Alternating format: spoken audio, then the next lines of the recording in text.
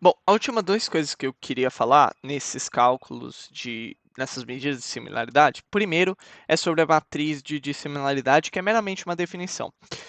A matriz de similaridade é algo que a gente pode calcular, que essencialmente o que ela contém é, para cada par possível de pontos, então aqui eu estou comparando escola 1 com escola 2, escola 1 com escola 3, escola 2 com escola 1 e assim vai, sendo que esse valor é igual a esse valor, né? Então essa matriz ela é simétrica nessa direção, e eu vou armazenar justamente essas medidas de dissimilaridade. Como eu falei, distância é uma medida de dissimilaridade.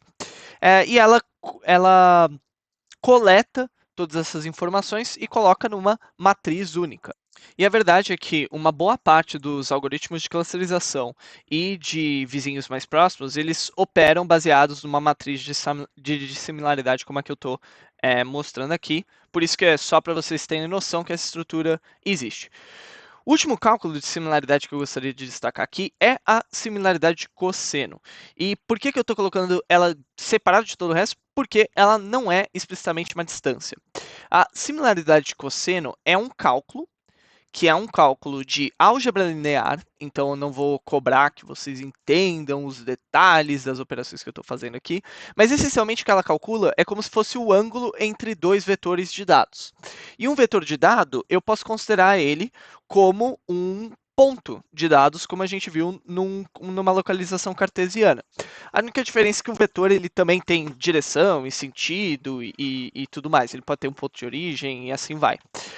Mas aqui no caso a gente está considerando dois vetores, t e aí o cálculo do cosseno, o ângulo entre esses dois vetores, é como se for esse produto aqui, que o nome técnico seria o produto vetorial de t, o produto vetorial? É o dot product, eu não me lembro o nome em português. Eu acho que é produto vetorial entre t e a norma de t vezes a norma de e. Essencialmente, na prática, em termos que seres humanos conseguem entender, isso aqui é a soma dos produtos dos valores das variáveis de t e e. Ah, então é como se eu tivesse QT desktop aluno da escola 1 vezes o QT desktop aluno da escola 2. O número de turmas da escola 1 vezes o número de turmas da escola 2, somando todos esses produtos. E embaixo eu estou dividindo pela raiz quadrada da soma dos quadrados dos valores da escola 1 e a soma dos quadrados dos valores da escola 2. E aí, a similaridade de cosseno, ela é uma métrica interessante porque ela é uma outra maneira, e ela é uma métrica de similaridade especificamente, é uma maneira simples da gente calcular similaridade entre duas variáveis. Então, por exemplo, eu vou voltar aqui nesse cara, sempre volto nesse cara aqui para a gente pegar e copiar, colocar aqui este carinha, e aí eu vou mudar um pouco o meu cálculo aqui. Eu vou importar uma biblioteca, que é a biblioteca que a gente não viu, que é o itertools. Aqui, ao invés de sortear 2, eu vou sortear 4 pontos. E aqui eu vou fazer o seguinte. Eu vou para cada on O2 in itertools tools.combinations.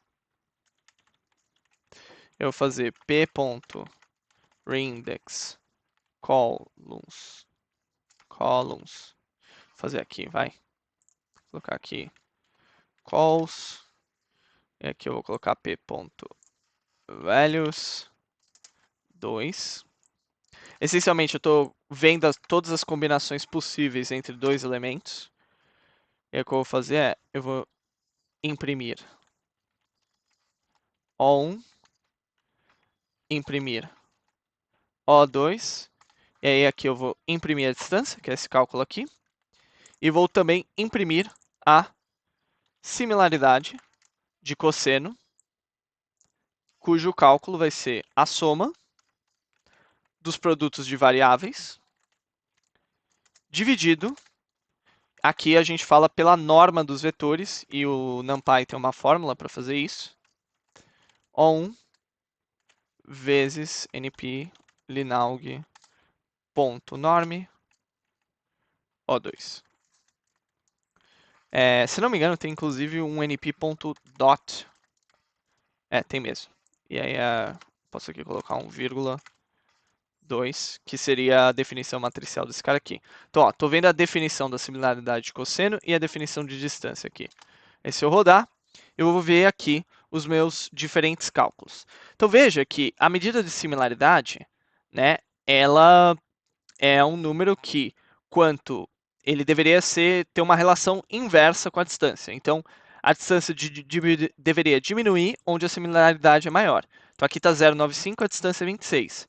Aqui está 0,86, então diminuiu, mas a distância aumentou. Aqui está 0,98, então a similaridade aumentou, mas a distância diminuiu com relação a esse cara. Então, veja que ele tem esse relacionamento implícito entre eles, mas não é totalmente pareado, né? Se veja que aqui ele está falando que a similaridade de 0,96 que é maior, mas a distância também aumentou aqui nesse caso, tá? E aí vão ter alguns casos onde isso de fato vai acontecer. Aqui tem um exemplo um pouco mais crasso com relação a esse cara aqui, mas enfim.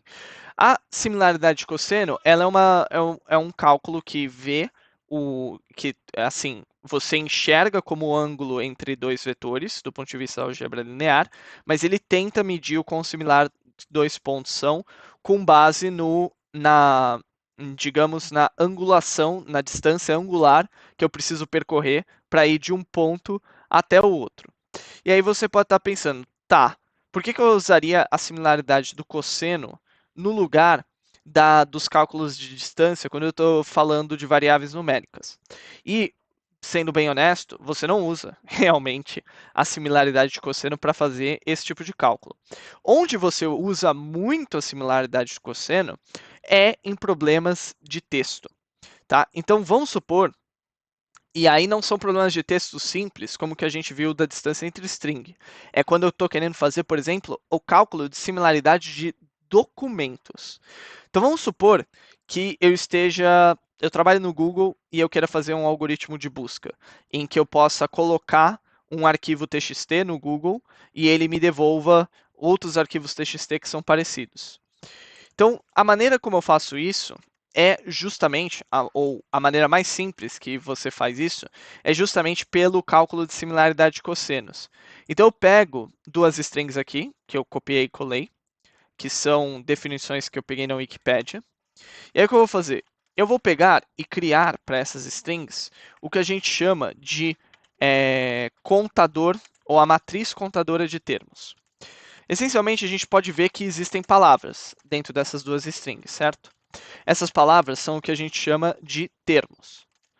Então, nas duas strings, a gente tem todos esses termos aqui, a, analysis, and, between, cosine, tudo isso aparecendo nesses dois chamados documentos.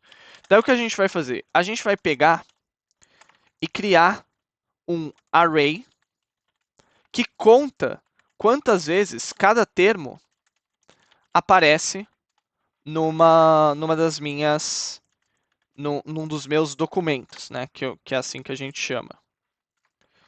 Então, eu posso pegar aqui e dar um display no meu data frame, onde o data vai ser V1 e V2, as colunas vão ser os termos, isso aqui tem que fazer uma transposição. Então, veja o que eu tenho. E aí aqui eu deveria, por exemplo, excluir caracteres como vírgula, por exemplo. Vamos tirar a vírgula aqui. E acho que esse é o único caractere.